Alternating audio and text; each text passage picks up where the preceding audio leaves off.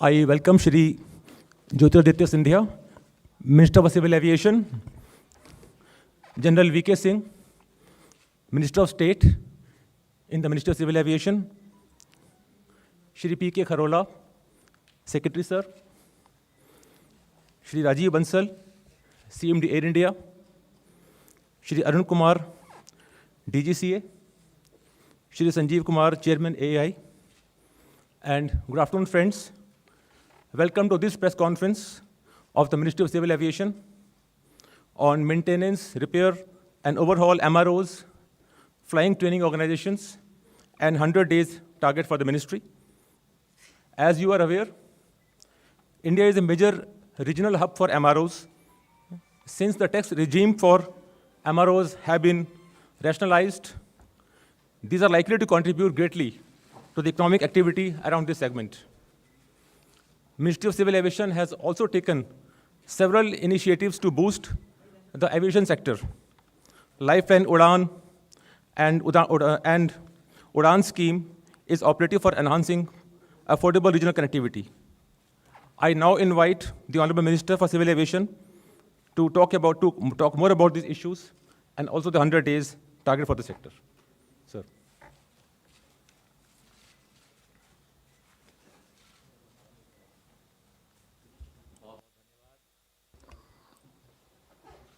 और मेरे मीडिया के भाई बंधुओं को मैं धन्यवाद भी अर्पित करना चाहता हूं कि आज आप इस प्रेस कॉन्फ्रेंस में हमारे साथ यहाँ उपस्थित हैं। नागर विमानन क्षेत्र का एक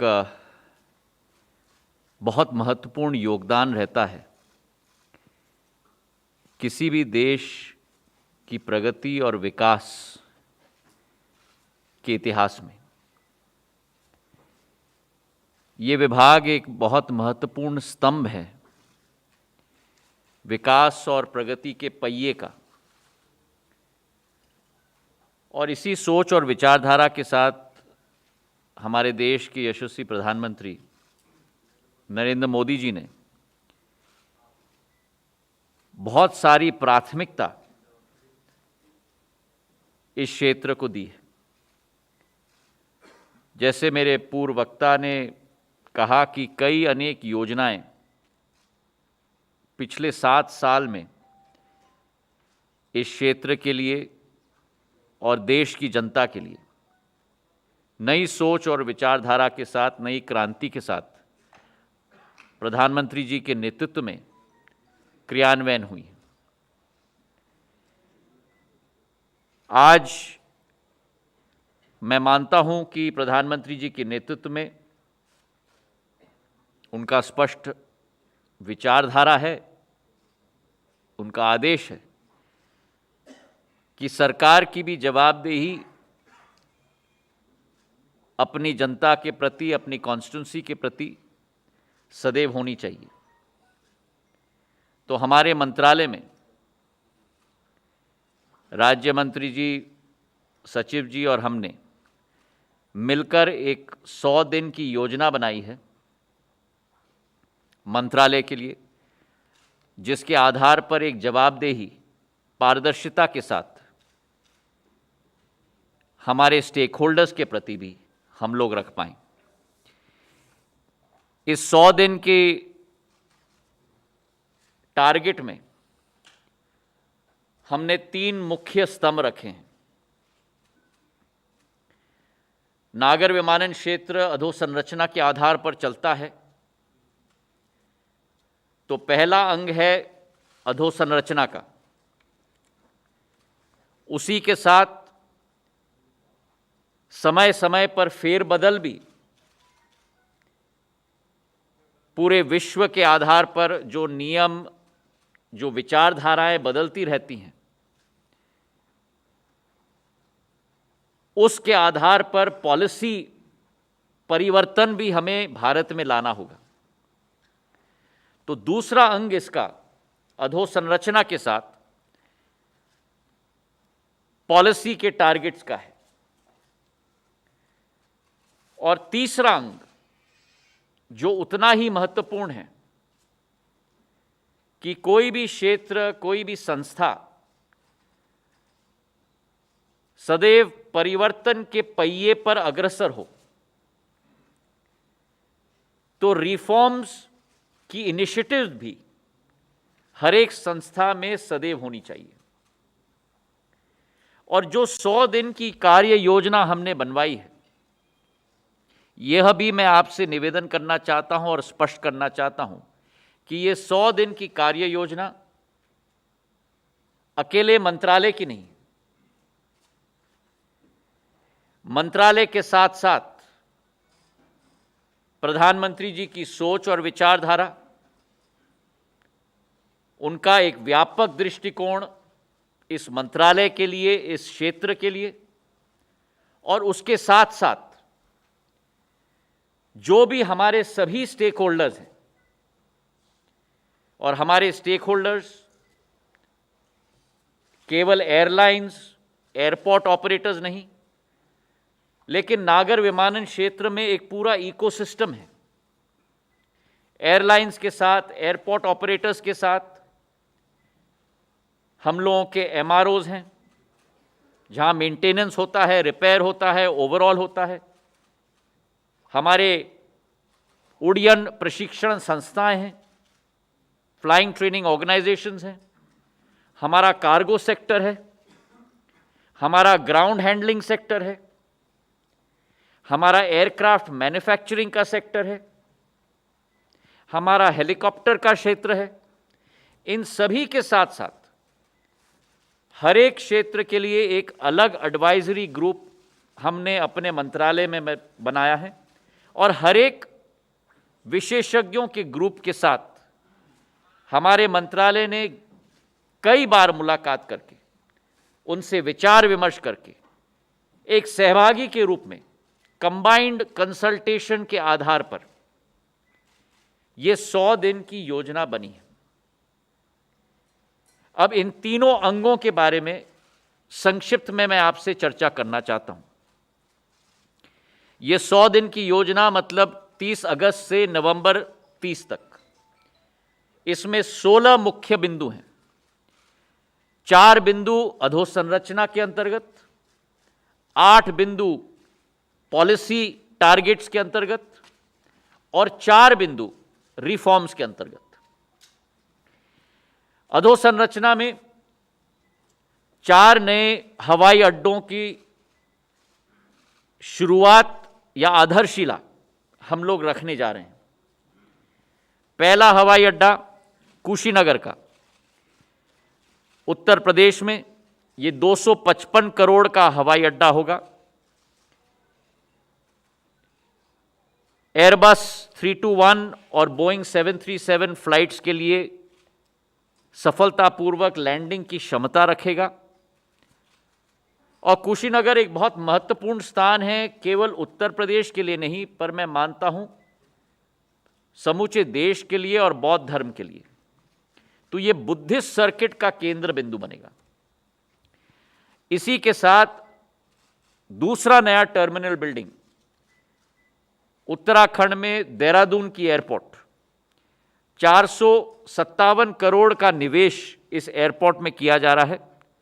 फेज 1 में 325 करोड़, और जो वर्तमान में केवल 250 यात्री इस एयरपोर्ट से निकल पाते हैं, इस निवेश के बाद नए टर्मिनल में 1800 यात्री, मतलब 7 गुना ज़्यादा क्षमतावान एक नया टर्मिनल बिल्डिंग देहरादून में बनने जा रहा है।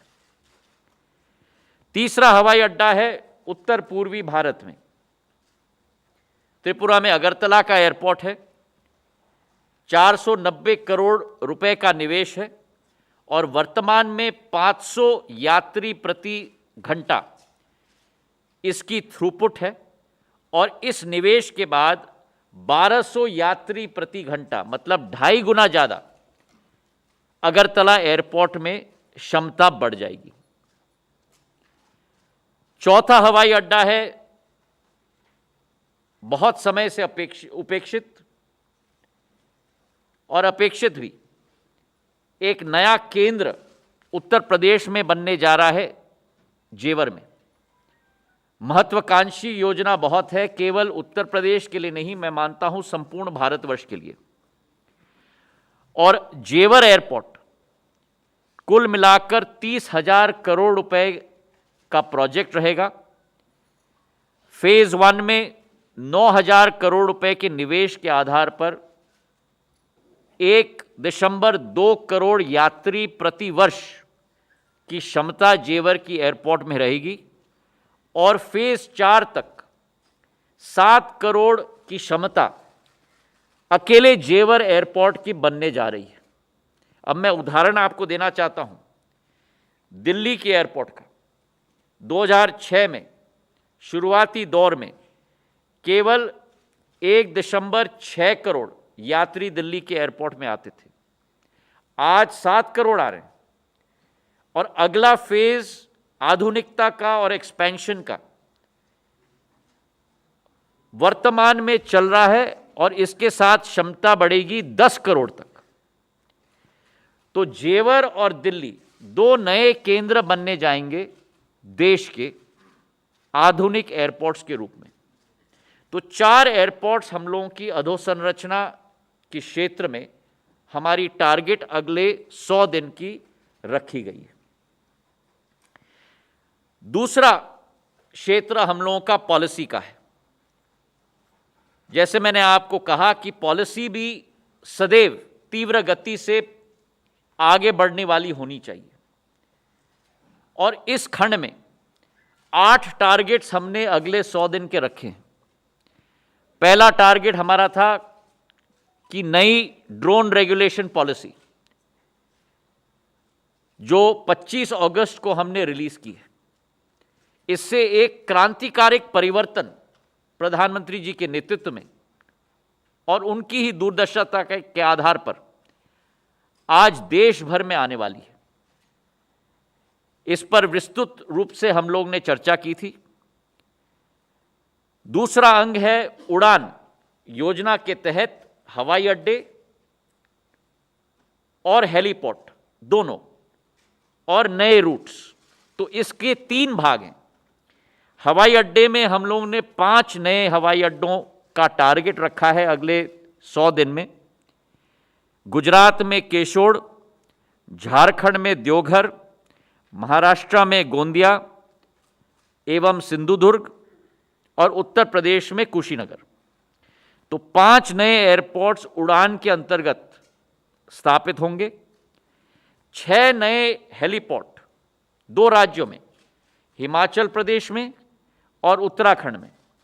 हिमाचल प्रदेश में 4 नए हेलीपोर्ट, संजौली शिमला में, सासे मनाली में, मंडी और बड्डी। 4 नए हेलीपोर्ट्स हिमाचल प्रदेश में और उत्तराखंड में 2 नए हेलीपोर्ट हल्द्वानी और अल्मोड़ा में। तो कुल मिलाकर इन दोनों राज्यों में 6 नए हेलीपोर्ट्स अगले 100 दिन के अंदर। और उड़ान के अंतर्गत नए रूट्स, 50 नए रूट्स की शुरुआत अगले 100 दिन में उड़ान के अंतर्गत हम लोग करने जा रहे हैं। और इन 50 में भी 30 नए रूट्स हमने टारगेट रखा है कि अक्टूबर के माह में ही इनकी शुरुआत हम लोग करेंगे। तो 30 नए रूट्स अक्टूबर तक और अतिरिक्त 20 नए रूट्स नवंबर के अंत तक। कुल मिलाकर 50 नए रूट्स उड़ान के अंतर्गत उड़े देश का आम नागरिक, जो प्रधानमंत्री जी का सपना है, जो कई हद तक हम लोग ने साकार किया है। इसमें अलायंस एयर 6 नए रूट्स पर उड़ान लेगा, इंडिगो 4 नए रूट्स, बिग चार्टर्स 8 नए रूट, स्पाइस जेट 4 नए रूट और स्टार एयर 8 नए रूट्स। कुल मिलाकर ये 30 हम लोग अक्टूबर के अंत तक शुरुआत हम लोग करने जा रहे हैं। तीसरा मुद्दा है केप टाउन कन्वेंशन बिल।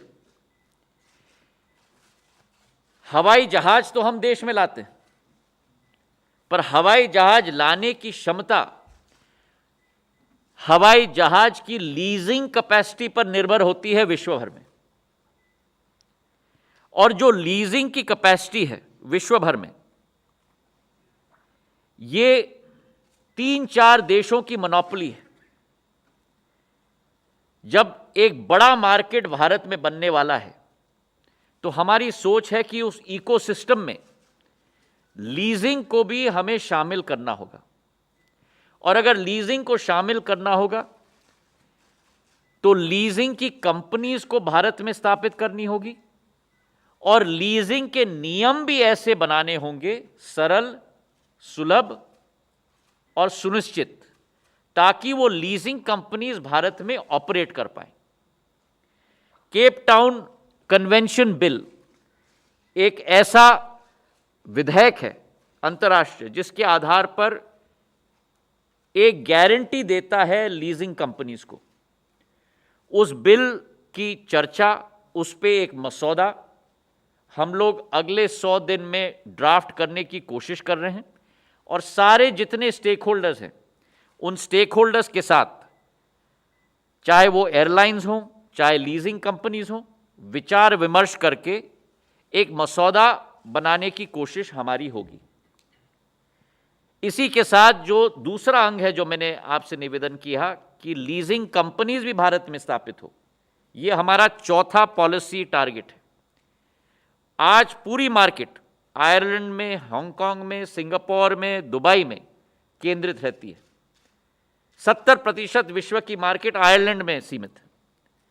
हमें उस मार्केट को भारत लाना होगा, और मुझे खुशी है आपके शेयर करते हुए कि international financial services centre gift city Gujarat में जो स्थापित हुई है लीजिंग सेंटर बनने के लिए, वहां 5 कंपनीज आज तक रजिस्टर हो चुकी हैं, और उन 5 कंपनियों में से एक कंपनी ने पहला प्लेन गिफ्ट सिटी से लीज करवा के हमारे देसी एयरलाइन को दिलवाया है।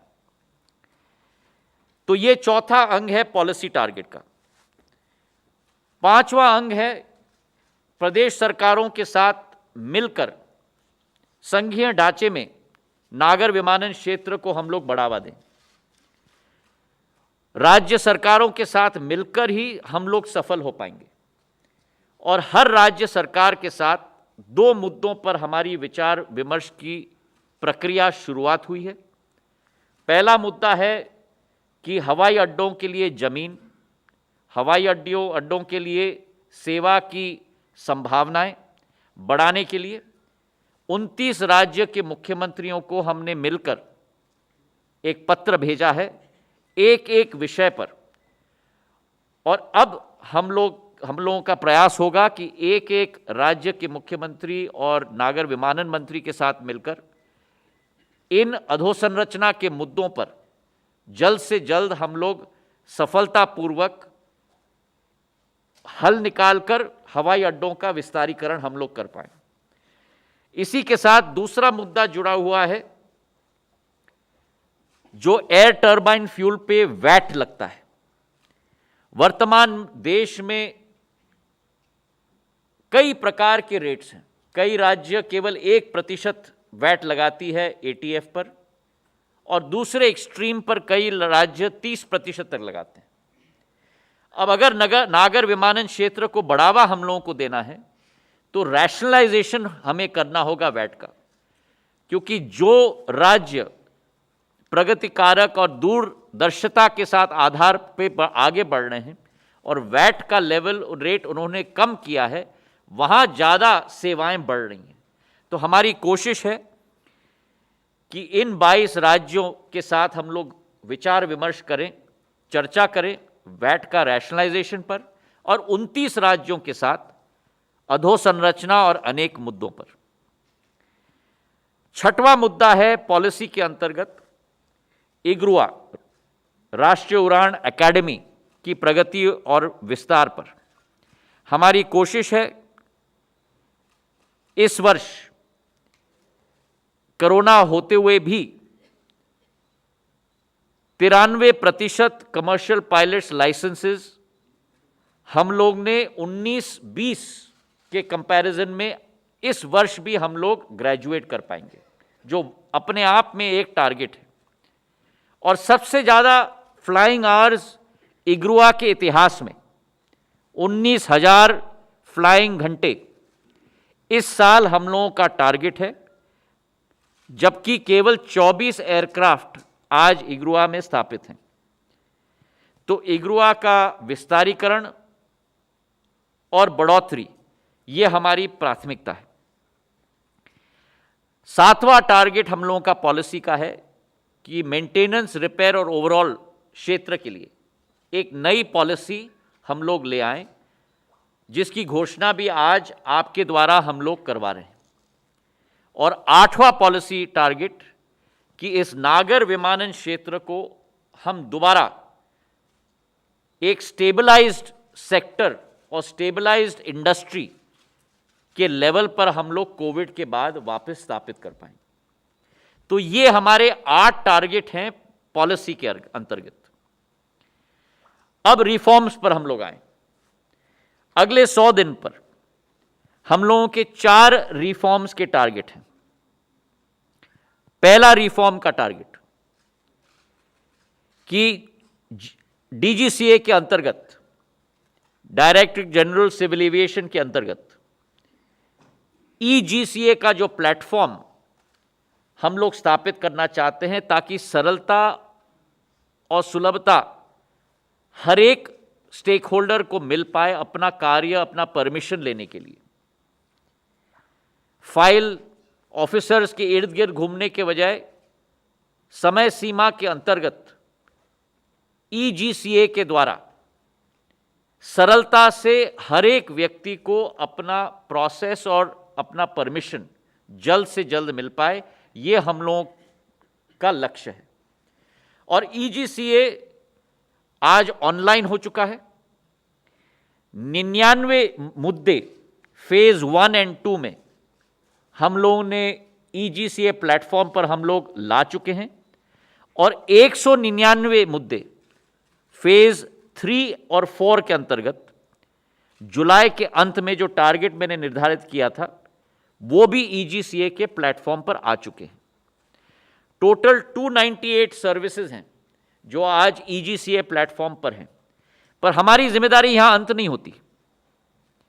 हमने मिलकर हमारे मंत्रालय में अब निर्देश दिए हैं कि जो सर्विसेज ईजीसीए के प्लेटफॉर्म पर हैं, उनका विश्लेषण किया जाए, उनका एग्जामिनेशन किया जाए कि स्टेक होल्डर्स को उससे कितना लाभ मिल रहा है, और जहां विसंगतियां हैं, कठिनाइयां हैं, नई सोच विचारधारा है, उन चीजों को भी हम ईजीसीए प्लेटफॉर्म पर लाएं। तो ये स्टडी अगले 2 महीने में पूर्ण की जाएगी, और अतिरिक्त इंप्रूवमेंट्स भी हम लोग ईजीसीए के प्लेटफॉर्म पर लाएंगे। उसी तरह bureau of civil aviation security BCAS का भी एक ई बीकैस सिस्टम हम लोग लाने वाले हैं 31 अक्टूबर 2021 तक। इसमें 3 मॉड्यूल हैं, एक प्रशिक्षण का मॉड्यूल, एक सिक्योरिटी प्रोग्राम का मॉड्यूल, और तीसरा एग्जीक्यूशन का मॉड्यूल। इन तीनों मॉड्यूल्स को हम लोग 31 अक्टूबर तक ऑनलाइन हम लोग लाएंगे। तो बीकैस भी अब ई बीकैस बन जाएगा, जैसा डीजीसीए अब ईजीसीए बन चुका है। तीसरा मुद्दा हमारा एयर सेवा पोर्टल है हमारे कस्टमर्स के लिए, जिसके बारे में अगले खंड में आपके साथ विस्तृत चर्चा मैं करूंगा। और चौथा मुद्दा है डिजी यात्रा।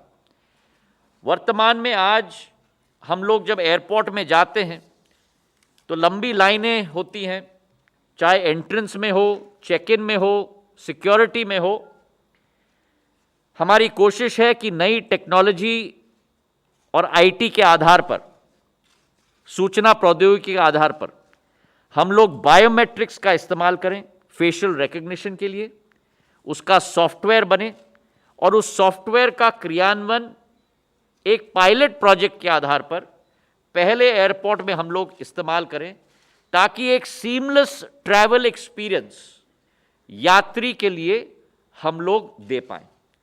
घर से एयरक्राफ्ट के बोर्डिंग तक उसका एक सीमलेस ट्रैवल एक्सपीरियंस होना चाहिए, जो मोबाइल के जरिए फेशियल रिकग्निशन और बायोमेट्रिक्स के जरिए उसका आइडेंटिफिकेशन हो, और उसके आधार पर चाहे एंट्री पॉइंट हो, चेक इन पॉइंट हो, बैगेज काउंटर हो, सिक्योरिटी हो, एक सीमलेस ट्रैवल एक्सपीरियंस उसके लिए हमारे यात्रियों के लिए हो पाए। तो इसका पायलट प्रोजेक्ट पहले एयरपोर्ट पर हम लोग रोल आउट करने की कोशिश करेंगे।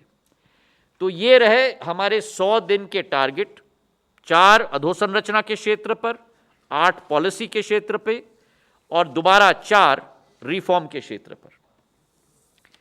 30 नवंबर के बाद हम लोग दोबारा मिलेंगे, क्योंकि हमारी जवाबदेही आपके प्रति भी है, देश की जनता के प्रति भी है, कि इन जो टारगेट्स हमने लक्ष्य बनाए थे उनकी पूर्ति कहां तक हो चुकी है। अब आए हम आज के मुद्दे पर, जो एमआरओ के साथ, फ्लाइंग ट्रेनिंग ऑर्गेनाइजेशंस के साथ और एयर सेवा के साथ जुड़ी हुई हैं। एमआरओ एक ऐसा अंग है नागर विमानन क्षेत्र का जहां क्षमताएं बहुत हैं भारत में, और एक नई फुर्ती और एक नई ज्वालामुखी हमें इस क्षेत्र को देनी होगी। ये विश्व भर में $80 बिलियन की इंडस्ट्री है, लेकिन आज भारत में केवल 2.5% इस इंडस्ट्री का विश्व भर का शेयर वर्तमान में भारत में है। मतलब 80 बिलियन का करीब करीब केवल $2 बिलियन, मतलब 15,000 करोड़। और उस 15,000 करोड़ में से भी केवल 15% भारतीय कंपनीज तक सीमित हैं, मतलब करीब 2,500 करोड़। 85% इस $2 बिलियन का आज भी इंजन्स का सर्विसिंग, प्लेन्स का सर्विसिंग सिंगापुर में किया जाता है, मलेशिया में किया जाता है, मिडिल ईस्ट में किया जाता है, ईयू में और यूएस में किया जाता है। तो हमारी सोच है कि इस बिजनेस को हम लोग भारत में बढ़ाएं, और जैसे भारत की प्लेन्स की क्षमता बढ़ रही है, आज 710 एयरक्राफ्ट भारत में, वैसे ही उन प्लेन्स की सर्विसिंग भी भारत में हो, क्योंकि हम लोगों की इंजीनियरिंग टैलेंट है, हम लोगों की आईटी टैलेंट है, उसका पूरा सदुपयोग किया जाए, ये हमारा लक्ष्य है। और इसलिए एयरपोर्ट्स अथॉरिटी ऑफ इंडिया ने एक नई पॉलिसी निकाली है। शुरुआत में हमने 8 एयरपोर्ट्स को रेखांकित किए हैं जहां एमआरओ की फैसिलिटी हम लोग बना पाएं, और ये 8 एयरपोर्ट्स हैं: बेगमपेट, भोपाल, चेन्नई, चंडीगढ़, दिल्ली, जू एयरपोर्ट मुंबई में, कोलकाता और तिरुपति। ये 8 एयरपोर्ट्स में एक नई एमआरओ पॉलिसी के अंतर्गत हम लोग निवेश को आकर्षित करने की कोशिश कर रहे हैं। और ये पॉलिसी क्या है? जो पुरानी पॉलिसी थी और आज की घोषणा के आधार पर वर्तमान की पॉलिसी होगी, इसमें जो अंतर है वो मैं आपके समक्ष रखना चाहता हूं। 6 पैरामीटर्स पे एमआरओ पॉलिसी बनी जाती है। पहला पैरामीटर कि किस तरीके से अलॉटमेंट प्रोसेस होता है। पुरानी पॉलिसी में एजेंसी के निवेदन के आधार पर लैंड अलॉट होती थी। आज हम लोग ने निर्णय लिया है कि ओपन टेंडर के आधार पर अलॉटमेंट प्रोसेस किया जाएगा। सेकंड पैरामीटर, अलॉटमेंट की अवधि। पुराने पॉलिसी में अलॉटमेंट की अवधि होती थी 3 से 5 साल, मतलब कोई व्यक्ति इतना ज्यादा निवेश करे पर उसकी अग्रीमेंट जो है वो स्थायी नहीं रहती थी। तो नए पॉलिसी के अंतर्गत हमने लॉन्ग टर्म बना दिया है, 30 साल का अलॉटमेंट होगा, ताकि ये स्थायी वातावरण निवेशक को मिल पाए। तीसरा पैरामीटर है लीज रेंटल। पुराने पॉलिसी में lease rental airports authority of India के द्वारा निर्धारित किया जाता था। नए पॉलिसी में लीज रेंटल बिडिंग प्रोसेस के आधार पर निर्धारित किया जाएगा। तो मार्केट डिटरमिन करेगा लीज रेंटल के लेवल को। चौथा पैरामीटर था rate of escalation lease rental की। पुराने पॉलिसी में 7.5 से 10% हर वर्ष लीज रेंटल को बढ़ाया जाता था। हमने निर्णय लिया है कि मार्केट नॉर्म के आधार पर होना चाहिए, जो हर 3 साल में 15% से बढ़ाया जाएगा। चौथा पैरामीटर है जो पुराने लीज होल्डर हैं उनको कॉन्ट्रैक्ट कैसे रिन्यू किया जाएगा। पुराने सिस्टम में था केस टू केस बेसिस पे, कई लोगों को दिया जाता था, कई लोगों को नहीं दिया जाता था। हमने पारदर्शिता के आधार पर नया नियम निर्धारित किया है इस नए पॉलिसी में कि पुराने कॉन्ट्रैक्ट एक्सपायर होने पे, जो अब 30 साल की अवधि की होगी, एक्सपायर होने पे नया बिड किया जाएगा। उस बिड में जो वर्तमान का एमआरओ है वो भी उस बिड प्रोसेस में भाग लेगा, और अगर उसका बिड हाईएस्ट बिड के 15% के मार्जिन में है तो उसको फर्स्ट राइट ऑफ रिफ्यूजल दिया जाएगा। आरओएफआर पॉलिसी के तहत उसको राइट ऑफ फर्स्ट रिफ्यूजल दिया जाएगा अगर वो हाईएस्ट बिड को मीट कर पाए। तो उदाहरण के तौर पर अगर उस बिडिंग प्रोसेस में हाईएस्ट बिडर ने 100 रुपए दिया है और वर्तमान का जो लीज होल्डर है उसने 90 रुपए दिया हो, तो उसको राइट ऑफ फर्स्ट रिफ्यूजल दिया जाएगा अगर वो 100 रुपए देने के लिए तैयार है। आखिरी है रॉयल्टी। पुराने सिस्टम में 13% टर्नओवर का रॉयल्टी के अधीन पे दिया जाता था। हमने निवेशक को आकर्षित करने के लिए रॉयल्टी को पूरी रूप से अबॉलिश कर दी है और शून्य बना दिया है। तो यह एक नया एमआरओ पॉलिसी आज हम लोग घोषित कर रहे हैं ताकि विश्व के बड़े एमआरओ कंपनियों को हम भारत में आकर्षित कर पाएं इन 8 एयरपोर्ट्स में। और हमारी यह भी कोशिश है कि मिलिट्री और सिविल के बीच में एमआरओज का कन्वर्जेंस हो। रक्षा मंत्रालय के साथ भी हम लोग चर्चा कर रहे हैं कि दोनों एक ही इंडस्ट्री दोनों को सर्विस करते हैं, सिविल एविएशन को भी और डिफेंस को भी, और दोनों के बीच में कन्वर्जेंस भी हो पाए ताकि भारत को एक ग्लोबल एमआरओ हब में हम लोग आने वाले सदी में परिवर्तित कर पाए। ये रही एमआरओ पॉलिसी। इसी के साथ इकोसिस्टम का बहुत एक मुख्य अंग है फ्लाइंग ट्रेनिंग ऑर्गेनाइजेशंस, उड़ियन प्रशिक्षण संस्थाएं। यहां भी हमने सिस्टम को लिबरलाइज किया है, पॉलिसी को लिबरलाइज किया है। एयरपोर्ट रॉयल्टी यहां भी हमने अबॉलिश की है और minimum land rentals flying hours के आधार पर हम लोग ने निर्धारित कर दिया है। जो वर्तमान में विदेशी मुद्रा का ड्रेन होता है हमारे पायलट्स को ट्रेन करने के लिए, हमारी कोशिश है कि आज वर्तमान में 32 एफटीओज भारत में हैं, इन्हें जल्द से जल्द हम लोग बढ़ाएं। और इसी के साथ हमने नए एफटीओ पॉलिसी में 5 नए एयरपोर्ट्स पे 8 एफटीओज को हमने स्वीकृति दी है। बेलगवी में 2 कर्नाटक में, जालगांव में 2 महाराष्ट्र में, कलबुर्गी में 2 कर्नाटक में, मध्य प्रदेश में खजुराहो और आसाम में लीलाबाड़ी। और इन 8 में से soft launch already Kalaburagi airport में 2 हो चुके। तो यह एफटीओ की पॉलिसी रही। तीसरा अंग है एयर सेवा। मैं मानता हूं कि हमारी जिम्मेदारी केवल हमारे इकोसिस्टम तक सीमित नहीं, पर हमारे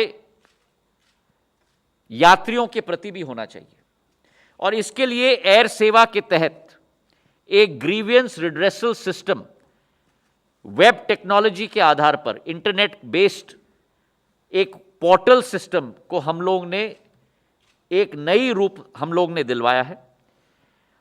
और जुलाई में जो पेंडिंग ग्रीवियंसेस होती थी, कंप्लेंट्स होती थी, 1354, आज के तारीख पर वो 92 तक हमने सीमित कर लिया है। मतलब 93% रिडक्शन पेंडिंग ग्रीवेंसेस में हम लोग ला चुके हैं।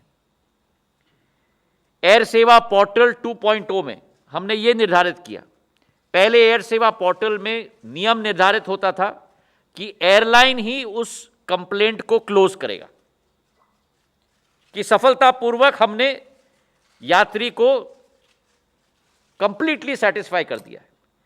हमने एयर सेवा पोर्टल 2.0 में निर्धारित किया है कि केवल एयरलाइन नहीं, यात्री को भी उस ग्रीवेंस को क्लोज करना पड़ेगा, तब हम मानेंगे कि वो ग्रीवेंस क्लोज हुआ है।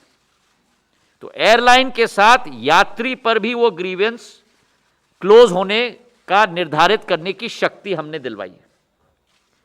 इसी के साथ आने वाले 30 सितंबर को एयर सेवा पोर्टल 3.0 को हम लॉन्च कर रहे हैं, जिसके आधार पर एयरलाइन कंपनी के अंदर ग्रीवियंस का एस्केलेशन प्रोसेस भी हम लोग निर्धारित कर रहे हैं, ताकि हायर लेवल ऑफिसर के द्वारा वो ग्रीवेंस क्लोज हो पाए।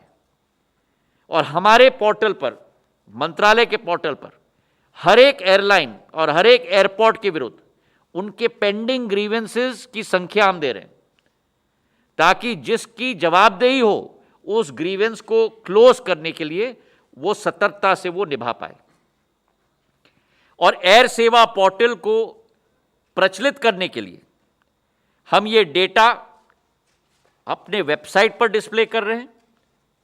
हमने ये भी निर्धारित कर दिया कि जो रिफंड्स की लंबी कतार होती है, जो आप लोगों के द्वारा भी प्रकाशित किया जाता है, वो जिम्मेदारी केवल ट्रैवल एजेंट्स की नहीं होगी, लेकिन वो जिम्मेदारी रिफंड समाप्त करने की एयरलाइंस की भी जिम्मेदारी होगी।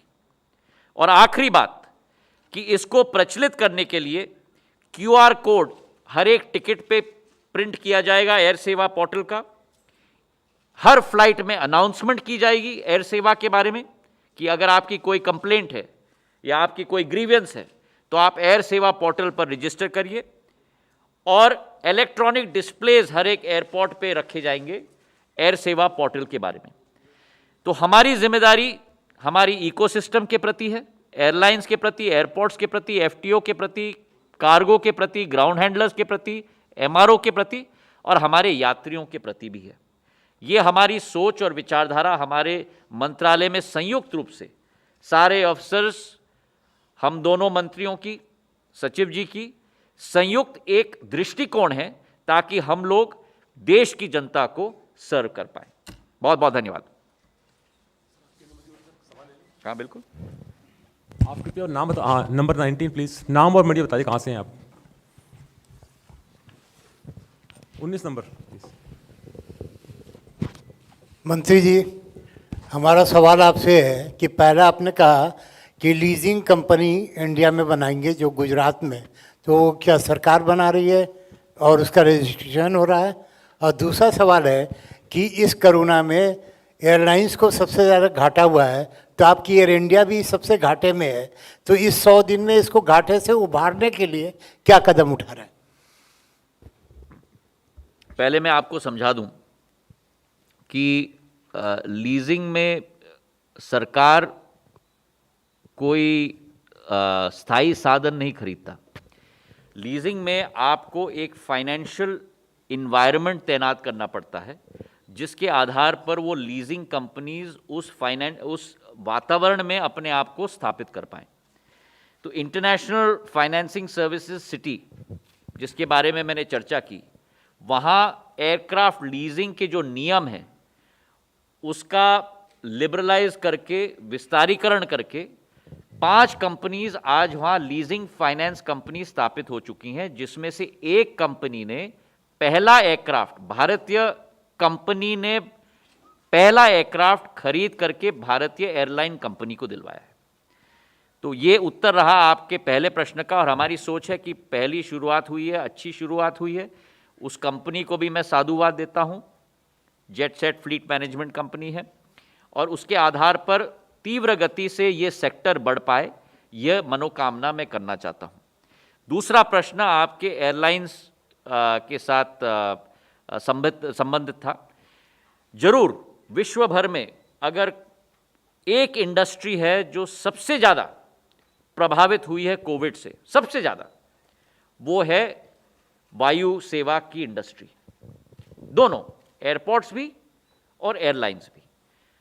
हमारा लक्ष्य ये है कि आने वाले समय में जल्द से जल्द हम दोबारा उनको हम लोग स्टेबलाइज कर पाएँ, चाहे वो एयर इंडिया हो या दूसरी और कोई वायु सेवा की कंपनी हो, या चाहे वो सरकारी एयरपोर्ट हो या वो निजी क्षेत्र का एयरपोर्ट हो। दोनों का आय यात्रा करने वालों पर निर्भर होता है। और हमारी कोशिश है, जो सिस्टम हमने रखा है वर्तमान में, प्राइस बैंड का भी और फेयर कैपेसिटी बैंड का भी, कि उससे एक स्टेबिलिटी सेक्टर को हम लोग दे पाएँ और जल्द से जल्द वो सेक्टर स्टेबलाइज होने के बाद अपने आप अपना विकास और प्रगति कर पाए। पिछले 2-2.5 महीनों में हम लोगों ने करीब करीब 600 नए रूट्स, विमान के नए रूट शुरुआत हुई हैं, और इसी के साथ उड़ान 4.1 वर्जन का भी बिड्स अब आ चुकी हैं, और अगले 10 दिन के अंदर जो बिड्स नए रूट्स में अप्रूव हो चुकी हैं, स्वीकृत हो चुकी हैं, उनकी भी हम घोषणा करेंगे ताकि जल्द से जल्द वो फ्लाइट शुरू करवाएं। पिछले 2 महीनों में आपने देखा भी है कि ऐसे ऐसे छोटे शहरों को भी हमने भारत में जोड़ा है जहां पहले फ्लाइट्स नहीं होती थी, चाहे वो जामनगर हो, चाहे वो भावनगर हो, चाहे वो छोटे शहरों को बड़े बड़े शहरों के साथ जोड़ने की विचारधारा हो। और ये केवल बड़े बड़े एयरलाइंस के आधार पर नहीं, पर छोटे छोटे एयरलाइंस के आधार पे भी। उदाहरण के तौर पे जामनगर और भावनगर से बेंगलोर और मुंबई की जो फ्लाइट है वो एम्ब्रेयर एयरक्राफ्ट की 18-20 सीटर की 50 सीटर की एयरक्राफ्ट है। और वही सोच हम लोग उत्तर पूर्वी भारत के लिए भी कर रहे हैं। इम्फाल को जोड़ना, शिलोंग को जोड़ना, दीमापुर को जोड़ना, वहाँ भी फ्लाइट कनेक्टिविटी हम लोगों की प्राथमिकता है। तो हमारी कोशिश दिन प्रतिदिन जारी है, और ये अकेले मंत्रालय की कोशिश नहीं है, क्योंकि हम लोग तभी सफल हो पाएंगे जब पूरी इंडस्ट्री सफल होगी, और इंडस्ट्री के साथ यात्रा करने वाले लोगों को भी एक सुलभ यात्रा मिल पाए। Sir good afternoon, Sameer Dikshit, ET Now से। सर 2 सवाल है। पहला ये कि जो एयर सेवा पोर्टल का आपने जिक्र किया, उसमें एक प्रॉब्लम सर ये भी रहती है रिफंड के मसले पर, कि जो ट्रैवल पोर्टल्स है, चाहे ईज माई ट्रिप या इस तरीके के जो ट्रैवल पोर्टल हैं, वहाँ पर लोगों के काफ़ी पैसे या रिफंड जैसे इश्यूज अटके रहते हैं। उसको दूर करने के लिए किस तरीके के प्रयास किए जा रहे हैं? दूसरा सवाल ये है कि सर क्या सरकार अभी भी एयर इंडिया के डाइवेस्टमेंट को लेकर के 15 सितंबर की जो डेडलाइन है फाइनेंशियल बिड्स की, उस पर स्टिक करेगी या उसमें एक्सटेंशन पर विचार किया जा रहा है? पहले तो मैंने अपने घोषणाओं में ही और आपसे चर्चा की शुरुआत में ही मैंने कहा था कि जो रिफंड्स का मामला है वर्तमान में ट्रैवल एजेंट्स पर निर्भर होता था। अब हमने एयरलाइंस को भी वो जिम्मेदारी दी है। तो उदाहरण के तौर पर अगर मैंने अपना टिकट ट्रैवल एजेंट के द्वारा बुक किया हो, उदाहरण के तौर पर अगर एयर इंडिया पे मैंने बुक किया, मैंने अपना ट्रिप कैंसिल कर दिया, तो अब ये जिम्मेदारी मेरे ट्रैवल एजेंट की केवल नहीं होगी कि मुझे रिफंड देने के लिए, पर वो एयरलाइन की भी होगी। तो हमारी ट्रैकिंग दोनों लेवल पे होंगी, ट्रैवल एजेंट पर तक भी सीमित नहीं होगी, ट्रैवल एजेंट पे भी और एयरलाइन पे भी। तो एयरलाइन की जिम्मेदारी होगी कि वो ट्रैवल एजेंट को देखे कि जल्द से जल्द वो रिफंड वापस दिलवाए। तो दोनों लेवल्स पर हमारी ट्रैकिंग हो रही है, और वो एयर सेवा पोर्टल के आधार पे भी हो रही है, क्योंकि अगर रिफंड न दिया जाए तो एयरलाइन को भी जिम्मेदार रखा जाएगा।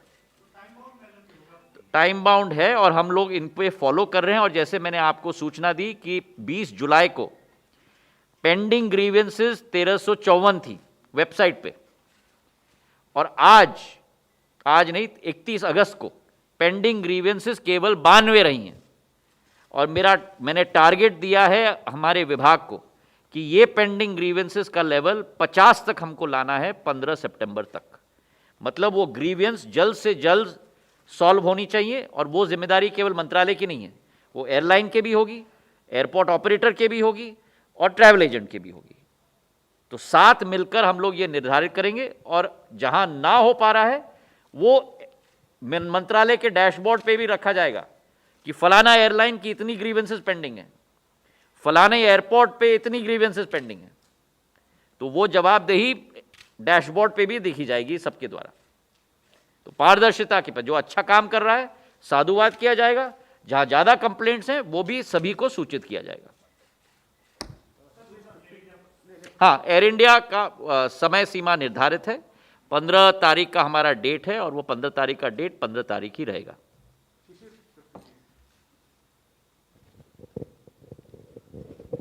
Sir, good afternoon. Shishir here from Hindu Namaskar, Business Shishir. Line. Sir, I have 2 questions for you. You are talking about reduction in VAT for all the states, because the way VAT ranges between 1% to 30% in various states and union territories. Why can't we have GST on that rather than the VAT differential rate of VAT? This is my question number 1, sir. And the second question is that the ministry has fixed the upper cap and lower cap for the fare. But in terms of refund, every airline has its own policy of refunding the money. So in terms, sometimes the passenger doesn't get any money in whatsoever the payment he has made. So why can't we have a uniform refund policy in terms of what the passenger should get? Thank you, sir. Both very good questions. Let me respond to each. The first had to do with VAT. When you want to ensure that a industry grows and an environment grows, you must try and resolve an impediment in every way possible. And you're absolutely right. There are two solutions to the VAT issue on ATF.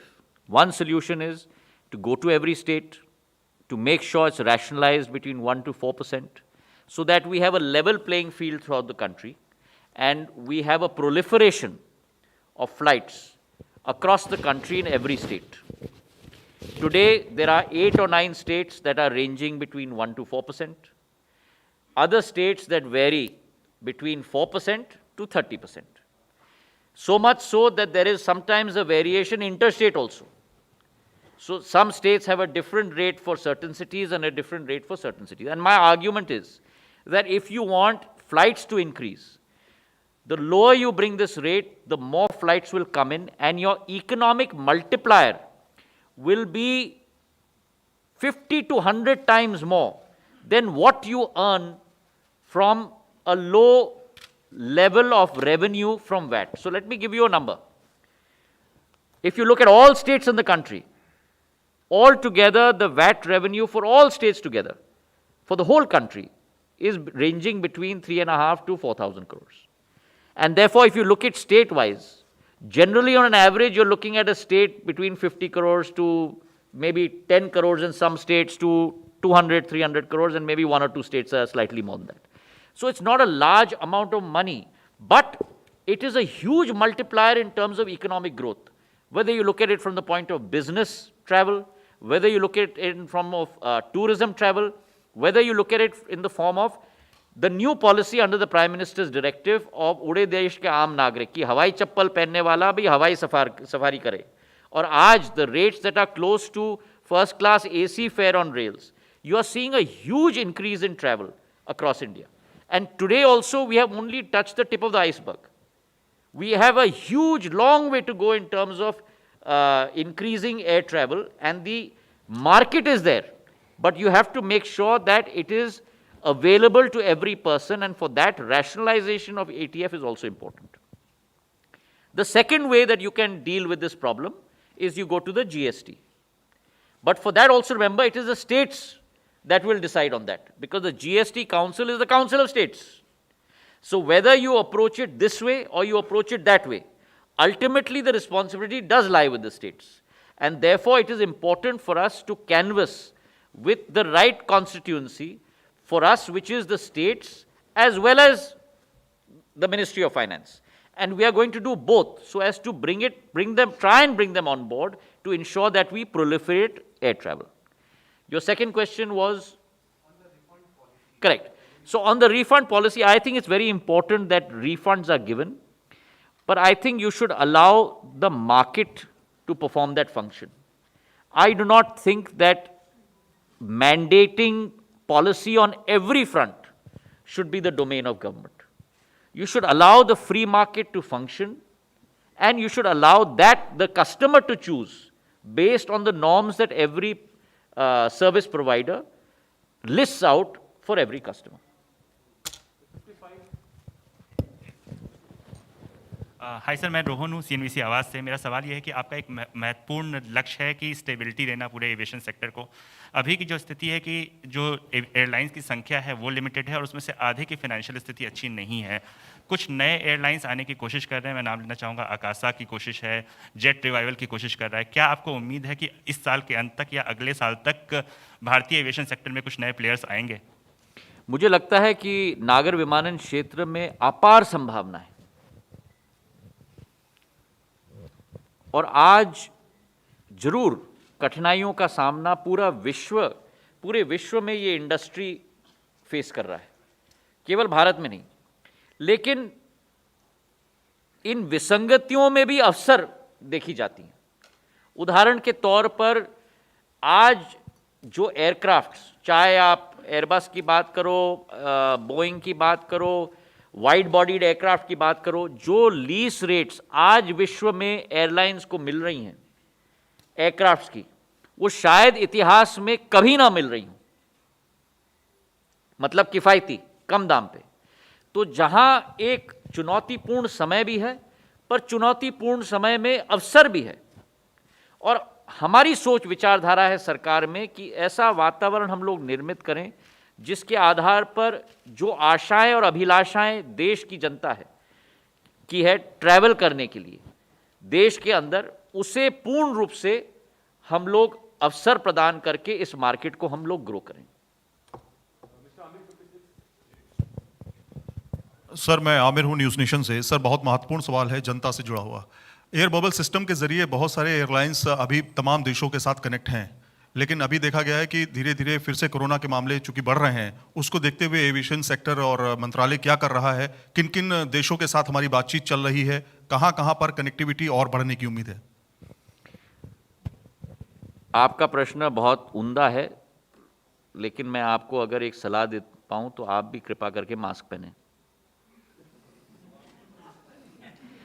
आपने चिंता जरूर व्यक्त की है, पर आप स्वयं की चिंता नहीं कर रहे हो, तो इसलिए मैं आपकी चिंता कर रहा हूं। सवाल पूछने में भी और जवाब देने में भी मास्क जरूर पहने। हमारे मंत्रालय और विदेश मंत्रालय के जरिए हमने 28 देशों के साथ एयर बबल अरेंजमेंट्स हमने स्थापित किए थे। जरूर कई देशों में कोविड काबू में आ चुका है, कई देशों में कोविड बढ़ रहा है, कई देशों में कोविड घट रहा है। अब कोविड के साथ जीवन यापन करना ये एक वास्तविकता हो गया पूरे विश्व के लिए। इस वातावरण में हमें अपने जीवन को भी आगे ले जाना होगा।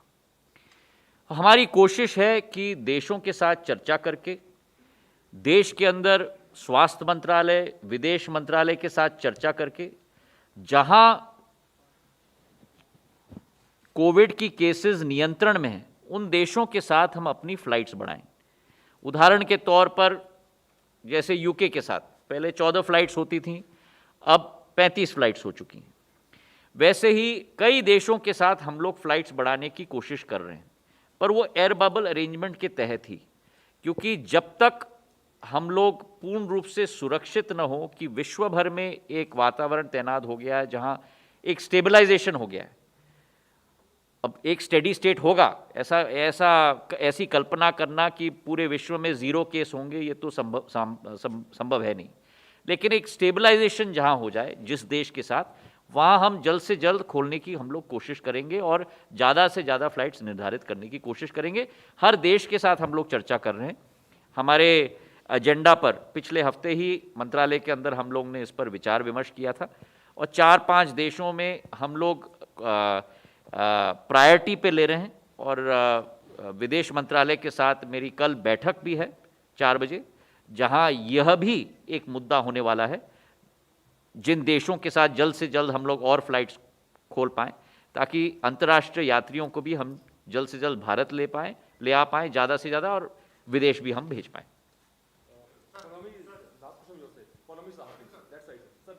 हाँ, Paulomi. Go right ahead.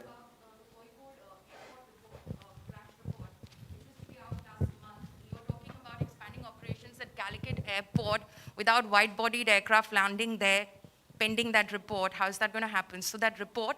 And my second question is on the strictures on fares and capacity. Are you considering removing them at some stage? Okay. So, again, 2 important questions by you, Paulomi. As far as the COICOD report is concerned, it has been submitted to our ministry. All I can say to you at this point of time is that in the next couple of days, that report is going to be released into the public domain. Whatever steps have been advocated on the basis of that report, those steps will be and have to be executed in the infrastructure arrangements of Kozhikode Airport. Within the ministry, we will be also putting up a group of people that will be tasked with the responsibility of ensuring that the steps that have been recommended in the report are put in place at the airport. The second question had to do with, because let me underline, safety and security of passengers is something that is paramount to this ministry and to this government.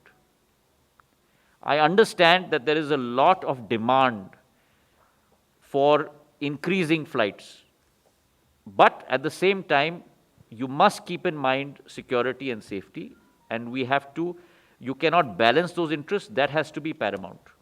You have to have a Six Sigma outlook with regard to safety and security. Your second question had to do with fare and fare capacity caps and fare bands. And let me say this, that you have to have an environment of stabilization. Now, with regard to any decision, there is going to be a group of people who support you, and there's going to be a group of people who don't agree with you. It is our job to ensure that we take into account the opinions of all our stakeholders. And taking into account the opinions of all our stakeholders, we have to come out with a judicious decision, which is in the interest of the sector. That is the raison d'etre behind the formation of the capacity cap and the fare band. Let me also very clearly articulate the principle behind the fare band is to ensure, both on the upper end and on the lower end, that there is a judicious price that is charged to customers. And that price also in some ways has to be linked to the oil prices, because ATF prices have also, either they go up or they go down. There is always a vicissitude. And therefore, that connectivity is what we have linked it to ATF prices. And therefore, the last increase that was put in place of 12.5% was on the basis of ATF prices having gone up in the last 2.5, 3 months by almost 25–30%. Oil prices have gone from $20 a barrel to $60 a barrel. As far as capacity caps are concerned, we are today at 72.5%. So we are almost close to coming to normalization. After the first wave, we had reached 80% before the second wave really stopped us dead in our tracks, back to 0% capacity. So we have climbed that wall again to 72.5%. And I am looking forward to the day when we are able to again make sure that we go even beyond 100%. But that again has to be calibrated. And let me assure you and assure all the stakeholders as well, and I have spoken to all the airline companies. As you know, I have an advisory group on airline companies, and I believe in a very transparent and a very clear system of conversation. And I've spoken to all of them, and we are monitoring this, suffice to say to you, on a daily basis at my level. So I am monitoring this at my level, and I will and it is our imperative to make sure that we have an environment wherein there is some stability that is restored to our sector.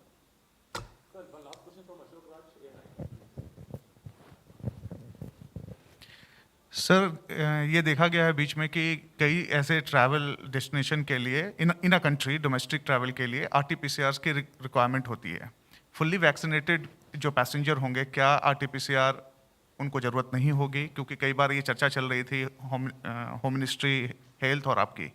दूसरा सवाल ये है कि Afghanistan air space के बंद होने से विमानन कंपनियों को रिरूट करना पड़ रहा है, जिससे समय और लाखों रुपये का रोजाना खर्च भी है. क्या कोई अपडेट्स है कि हम उसका इस्तेमाल अब करने वाले हैं, या फिर अफगान बेस जो 2 एयरलाइन है, काम और अरियाना, वो शुरू कर रहे हैं भारत में सेवाएं अपनी? क्या देखिए, आपका पहला प्रश्न नागर विमानन क्षेत्र से बिल्कुल ही नहीं जुड़ा हुआ है. लेकिन नागरिक के रूप में मैं आपको उत्तर देना चाहता हूं। अगर मेरी दोनों टीकाकरण हो गई हैं तो इसका मतलब नहीं है कि मुझे कोविड नहीं हो सकता। तो जिस जहाज में 190 लोग या 72 लोग यात्रा कर रहे हैं, हर यात्री की सुरक्षा स्वास्थ्य के रूप से भी हमारी जिम्मेदारी बनती है। RT-PCR टेस्ट मैं मानता हूं इस वातावरण में करना अनिवार्य है, लेकिन वो नियम भी हमारे आधार पर नहीं की जा सकती। स्वास्थ्य के नियम हम नहीं सेट कर सकते। स्वास्थ्य के नियम संघीय ढांचे में राज्य सेट करते हैं, और हर एक राज्य अपनी सोच और विचारधारा और अपनी लेवल ऑफ सिक्योरिटी के आधार पर अपने नियम सेट कर रही है।